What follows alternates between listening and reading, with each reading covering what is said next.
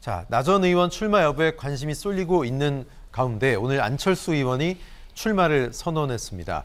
윤 대통령과는 운명 공동체다 이런 얘기를 했고요. 또 본인이 뭐 연대 보증인이다 이런 표현도 썼습니다. 출마 선언 후에 바로 PK 지역으로 갔는데 자, 김성환 평론가님, 연대 보증인 얘기까지 나왔어요. 윤심 호소입니까? 윤심 호소해야죠. 왜냐하면 비윤은 용납할 수 없다고 하는 게 이미 예. 메시지로 다 나온 거 아니겠어요. 안철수 의원 입장에서는 어찌됐든 대선 때 단일화를 했다고 하는 공도 있는 것이고요. 그렇죠. 인수위원장도 맡았잖아요. 예.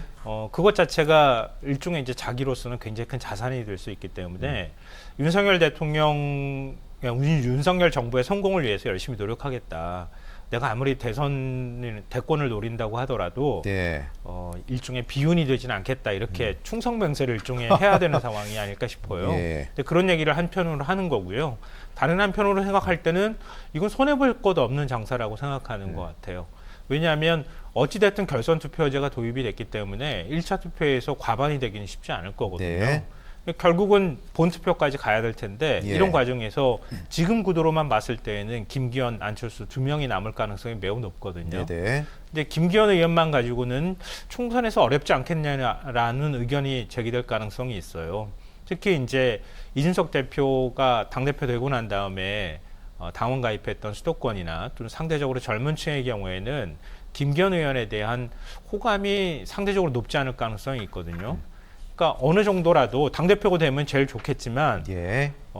상대적으로 대선까지 가는 데 있어서 세력화에 대한 우려가 있을 수 있기 때문에 예.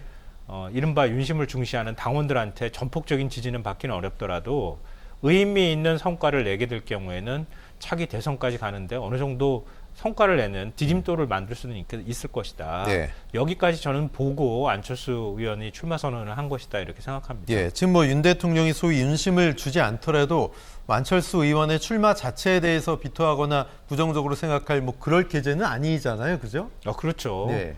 만약에 안철수 의원까지 없다고 가정을 한번 해보세요. 그냥 김기현 의원이 당선 이렇게 결정. 심각한 문제고. 네, 그럼요. 거기까지 아마 생각을 할 수밖에 없을 것 같고요. 네. 대통령실 입장에서 그것까지 용납을 안 한다고 하면 네. 아마 이번 전당대회는 그냥 일방적으로 끝나는 게 돼버리잖아요. 예. 그러니까 대통령이 당무 개입 그냥 해버린다고 하는 예. 그런 또 운명을 쓸 수도 있는 상황이기 때문에 안철수 의원하고 최소한 뭐 만찬까지 하면 예. 서로 간에 훈훈한 분위기가 만들어지지 않을까 싶어요. 네. 안철수 의원은 당대표 차기 주자 가운데 한 명이죠. 윤상현 의원과 이른바 안윤 연대를 결성하면서 수도권 당대표론을 강조했습니다. 당대표 나갈 사람이면 지역에서 승부하지 말고 험지에 나와라, 수도권에 나와라 이런 얘기인데 장 소장님, 이게 좀 승산이 있을까요? 말이 먹힐까요? 승산이 있어 보이질 않습니다. 네. 왜냐하면은 대통령실과 대통령 그리고 윤핵관들은 차기 당대표는 김기현 의원이라니까라는 이미지를 계속 시그널을 주고 있잖아요. 예.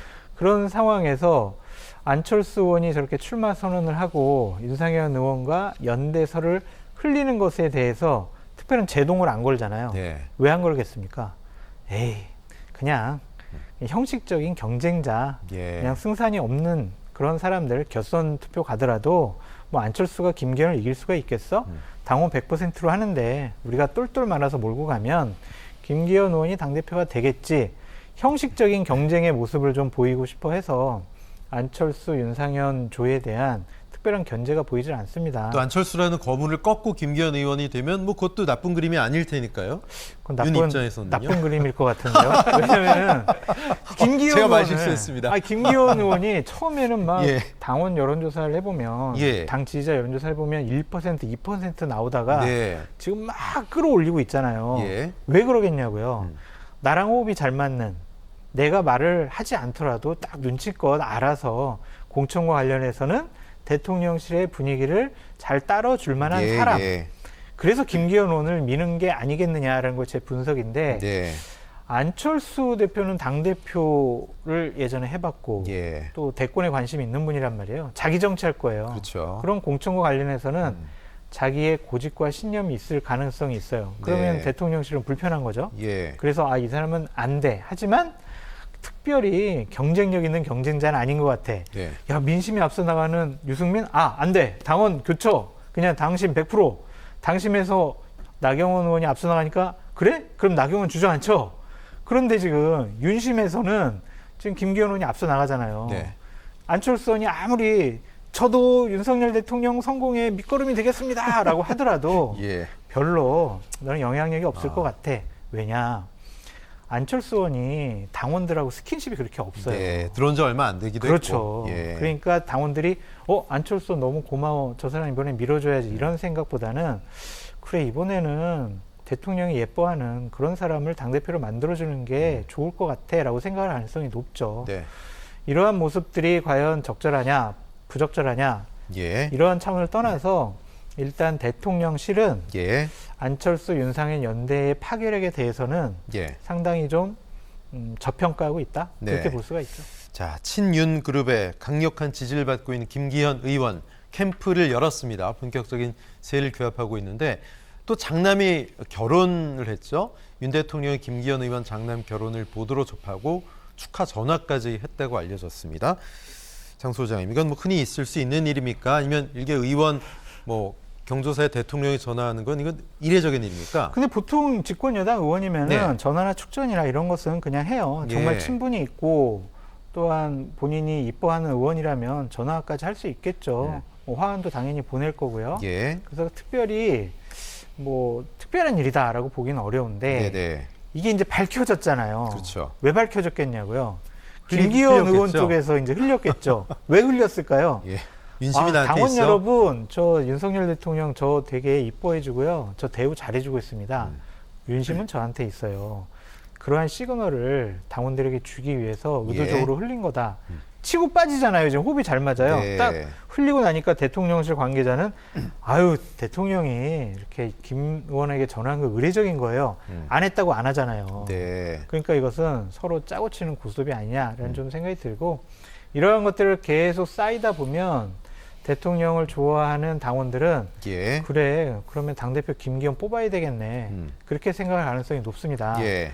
그러면은 솔직히 전당대 왜 열어요? 당원 투표 왜 해요? 그냥 대통령이 지명하면 되잖아요. 예. 왜 돈 들여가면서 왜 전당대회를 하는지 솔직히 이해가 되지 않습니다. 네. 자, 신년 특별 사면으로 얼마 전 복권이 됐죠. 이명박 전 대통령도 김기현 의원에게 힘을 실었습니다. 당 대표로서의 능력과 자질이 충분히 검증됐다며 공개 지지 의사를 밝혔는데요. 자, 김성환 평론가님, 뭐 윤석열 대통령이 사면을 해줬기 때문에 복권해줬기 때문에 윤심이가 있는 김기현 의원에게 이렇게 격려할 수 있는 메시지가 나온 것 같은데요. 어떻게 보세요? 이게 무슨 힘이 되겠습니까? 박근혜 전 대통령도 뭐 유영하 변호사 예. 뭐 대구시장 출마한다고 할 때도 힘 실어줬잖아요. 예. 근데 결국 대구 민심도 안 네. 움직였어요. 그러니까 이명박 전 대통령이 뭐 어떤 정치 활동을 재개하든 뭐 김기현 의원이 친이계로 분류됐던 의원이니까 조금이라도 예. 뭐 도와주겠다고 하는 마음은 있을 그렇죠. 텐데 이게 뭐 그렇게 정치적 파급 효과가 있다 이렇게 생각할 수는 없을 것 같고요. 다만 이제 그런 거죠. 이렇게 노골적으로 당내의 정치 세력을 존재하지 못하게 만드는 이런 방식으로 정치를 하는 게 이게 과연 맞는 거냐 이런 문제들이 아마 끊임없이 제기가 될 거예요. 네. 이렇게 하고 나면 만약에 윤석열 대통령의 지지율이 지금 또 조금 이렇게 회복됐다고 하면서 이제 이런 얘기들이 나오고 있는 건데 예. 만약에 내년 총선 때 지지율이 그렇게 썩 좋지 않게 나온다. 그러니까 총선 이길 가능성이 별로 없다. 그럼 그때 가서는 어떻게 할 거예요? 당내 아무런 대안 세력이 없는 상황이 될 거예요. 극심한 혼란으로 빠질 가능성도 있어요. 예. 그러니까 그런 것까지는 생각을 안 하는 모양이에요.